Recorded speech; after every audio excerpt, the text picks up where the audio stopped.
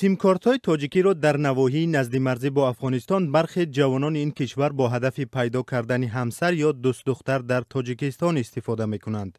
ظاهراً گاهی به هدف خود می‌رسند ولی تا رسیدن به آن برخی مشتریان تلفن‌های موبیلی در تاجیکستان را عصبانی و ناراحت می‌کنند. امان الله حسینی 35 ساله ساکن ناحیه امام صاحبی ولایت کندوز 2 سال پیش طریق استفاده سیمکارت تاجیکی با همسر آینده خود آشنا شد. در امام صاحب که نزدیک به مرز تاجیکستان است، موج شرکت‌های موبیلی برخی شرکت‌های تاجیکستان پخش می‌شود و گاه این سیمکارت‌ها از جانب ساکنان کشور همسایه هم استفاده می‌شوند. حسینی در یک روز پس از توکل زنگ زدنش به 10 رقم موبیلی همسر آینده خود را از تاجیکستان پیدا کرد.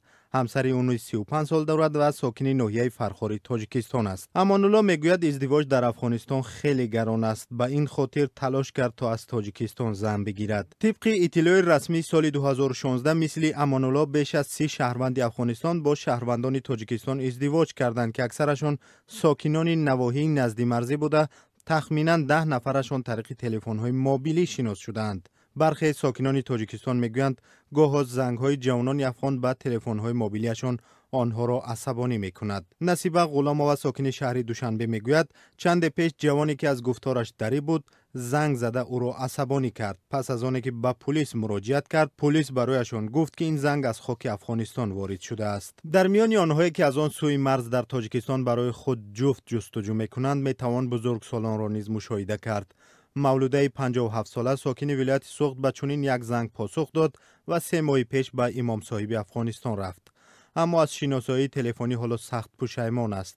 مولوده روز 16 دکبر بر رادیو آزادی گفت چون از شوهرش جدا شده بود طریق تلفن با مرد افغان شناس شد. پیوندان مولوده حالا تلاش دارند او را به تاجیکستان برگردانند. مقامات افغانستان میگویند در ولایت بدخشان، تخار و کندوز که با تاجیکستان مرز مشترک دارند از 10 تا 50 کیلومتر داخل افغانستان موجهای شرکت‌های موبیلی تاجیکی دسترس هستند. در نواحی نزد مرزی در حال سیمکارت‌های تاجیکی فعال هستند که آنجا موج شرکت‌های مخابراتی افغانستان دسترس نیست. نک محمد نظری سخنگوی والی ولایت بدخشان افغانستان روز 16 ژانویه بر رادیو آزادی گفت که واقعا ساکنان 6 ولسوالی این ولایت از خدمت رسانی شرکت‌های موبیلی تاجیکستان استفاده می‌کنند. پژوهشگاه جنگ و صلح بریتانیا در مطلب ماه دکبر سال 2017 نوشت که تنها در ولایت بدخشان افغانستان نزدیک 55,000 ساکن از سیمکارت‌های تاجیکی استفاده می‌کنند.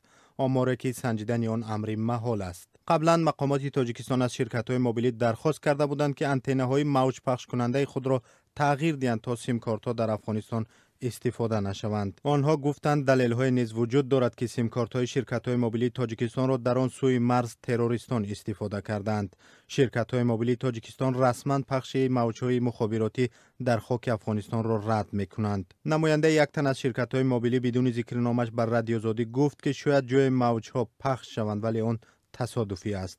هم صحبت دیگری ما گفت واقعا موج شرکت‌های موبیلی تاجیکستان در افغانستان پخش می شود ولی دارندگان سیمکارت‌های تاجیکی در این کشور خیلی کاهش یافته است. تاجیکستان با افغانستان بیش از 1400 کیلومتر خط مرز دارد. شرکت‌های موبیلی تاجیکستان در اکثر نواحی نزد مرزی آنتن‌های پخش موج نصب کردند که آن در بعضی محل تا افغانستان می‌رسد.